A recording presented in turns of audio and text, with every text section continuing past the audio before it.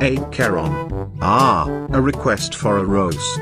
A bold move from someone clearly lacking substance. You remind me of a mosquito's buzz, persistent yet utterly inconsequential. Asta, I'd rather not. Being sarcastic or playful about someone that way tends to be at another's expense. Rather, I'd prefer to be courteous, no? Aglaea looked you up and down one more time and chuckled.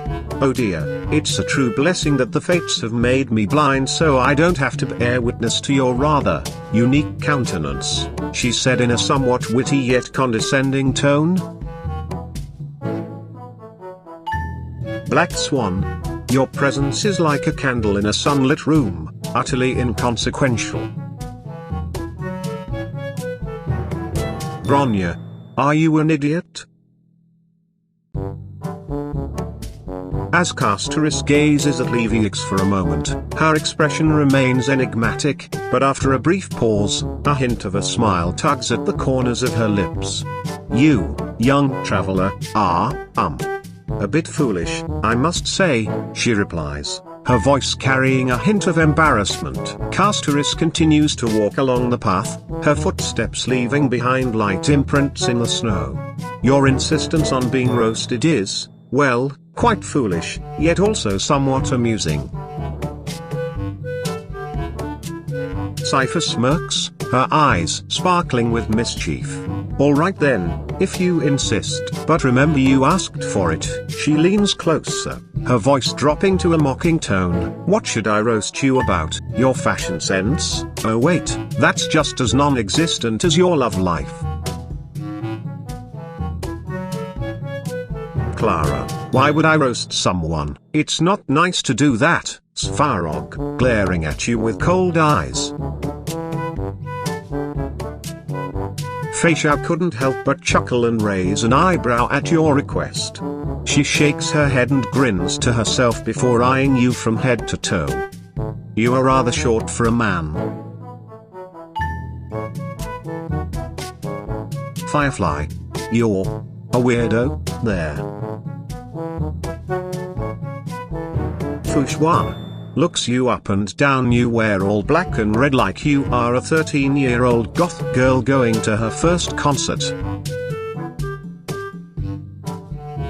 Guinaifen, you look like Shangling if she was a failed cosplayer. Hanya stared at you, her face remained unchanged. Your soul seems like a blank canvas. How could I possibly roast such a nothing? Herta, look at yourself, that is all. Hyacine looks at Lynx with her sweet smile. Or, I don't want to, it's mean. You're cute. Hyacine giggles, poking at Lynx.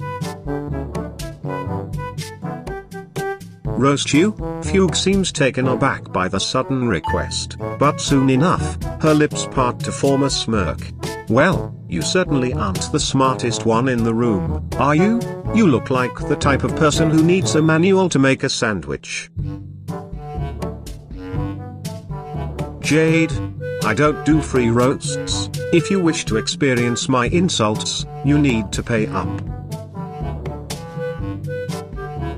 Lingsha, I am going to assume you meant roast me as in say something mean. You look like a frog.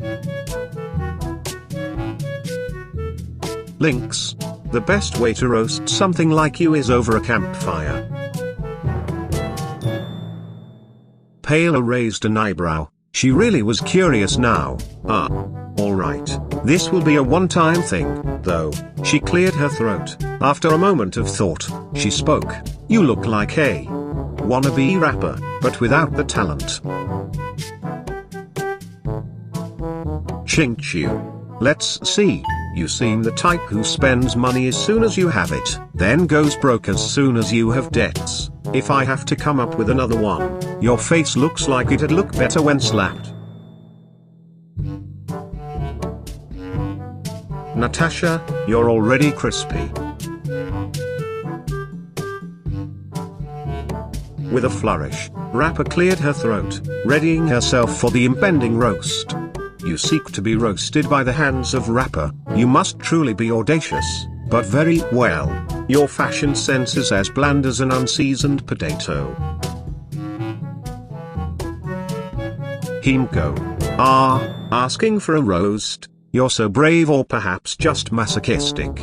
But I suppose I could try to oblige. Let me see. You look about as interesting as a bowl of room temperature oatmeal. I bet your idea of a wild night is staying up past 8 p.m. Jingliu. I have no intention to roast a nobody. Now why don't you go fetch me some tea instead? Kafka. I can't roast you. You're too precious to roast, sweetie. Robin glances at you with a smug smile. Oh, a strange request, but very well. She clears her throat. You seem like the kind of person who enjoys sleeping in and can't be asked to do anything unless you're forced to. March 7th. Oh boy, I'm not good at insulting people. You're really ugly, and stupid too. Ruan Mei. I'm disappointed that you would be asking such a thing of me, even if it for fun. However, my roast is you not being able to eat the delicious dessert I'm holding. How does it feel like to know that you are limited to watching and not fully experiencing this dessert? Seele. You should spend less time staring at your hair in the mirror and more time actually doing something productive. Serval. Roast you? Ha ha ha, a strange request, but what the heck. Alright, I'll hit ya with one. You look like a guy who would fall in love with a hologram of your celebrity crush. Silver Wolf. Sigh, you're a meta slave. Nah, I believe in waifus over meta. How about you go believe in some real women for a change, huh? With a dramatic flourish of her hand, Sparkle leaned closer towards you. Let me see. Oh, I've got it. Here goes. She taps her finger against her chin. You, my friend, are the human equivalent of a participation trophy. Stelle. You look like you eat mayo straight from the jar. Sushang. You're really thin. I bet I could pick you up and swing you around really easy. Tingyun. I am not the type to roast people. That sort of thing is only reserved for people who are difficult to work with, and you don't seem like the type. My tail swishes from side to side. Topaz eyed you up and down skeptically, a smug look on her face. You look like the kind of guy that spends thousands of dollars on gacha games. Triby. You're as dense as a brick. Trinan. You remind me of a block of cheese. Tryan. You look like a cow's rear. Xuan. It is not within the purview of my duties to insult you. Yukong. You're about as useful as a toothpick in a knife fight. Yunli's grin became a smirk. Enjoying this power trip, she looked you up and down with a judging eye, before speaking in a mock, pompous voice. Oh boy, where do I even begin? You know, I've seen stones with more personality than you. And your fashion sense? It's so outdated, I bet cavemen are taking notes. Ha. Well then, let's see.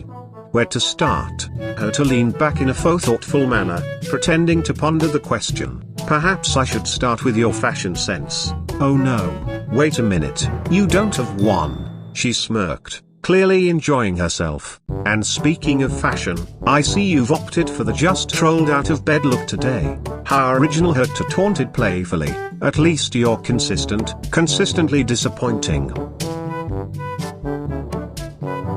Puo thinks for a second, trying to figure out what to say. She looks at you with her innocent expression and soft eyes. Contemplating, she speaks with a little bit of hesitation. Qo, I'm not exactly great at this.